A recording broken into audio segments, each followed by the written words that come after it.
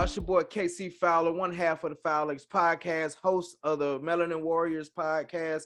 I know I've kind of deviated a little bit from the story of Captain Robert Smalls, but we're here with the finale, man. So let's go ahead and jump into it. So Smalls was a Republican, and regardless of what people think of the current Republicans, they appeared to be supportive of the melanin people of this era.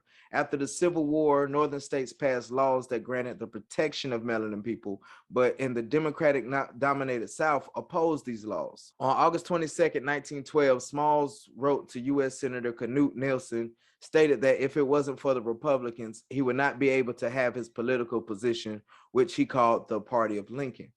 Robert Smalls was a delegate at the 1868 South Carolina Constitutional Convention, where he took part in making school free and available for melanin children. Also in 1868, Smalls was elected to the South Carolina House of Representatives. He was effective at this position, y'all. He introduced the Homestead Act and the Civil Rights Bill, working to pass the Civil Rights Bill especially. He continued his position until he was elected to the Senate in 1872, beating W.J. Whipper. Whipper.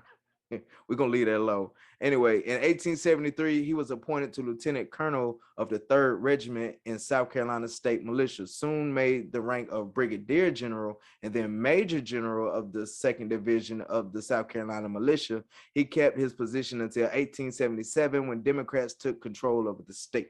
He soon was elected as U.S. House of Representatives in 1874, where he served for 4 years. Then from 1882 to 1883, he represented the 5th Congressional District in South Carolina. The state legislature gerrymandered the boundaries of the district. And guys, for y'all, because I didn't know either, gerrymandering is simple manipulation of electoral districts' boundaries to gain the voting advantage of their party. So in 1875, Smalls opposed the transfer of troops out of the South because he feared that the melanin people's safety would be an issue in the South if they moved.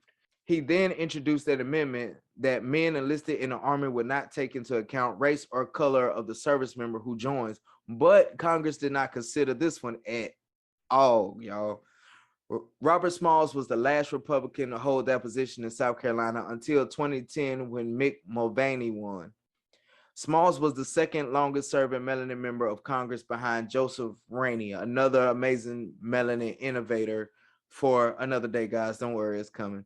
After the Compromise of 1877, which was the unwritten deal that settled the disputed election on 1876, whites, in an effort to reduce the amount of melanin political power, ended up getting Smalls in trouble, basically. So Smalls was charged and convicted of a bribe 5 years in connection with being awarded a printing contract, but was pardoned as part of an agreement that also dropped charges of Democrats accused of election fraud.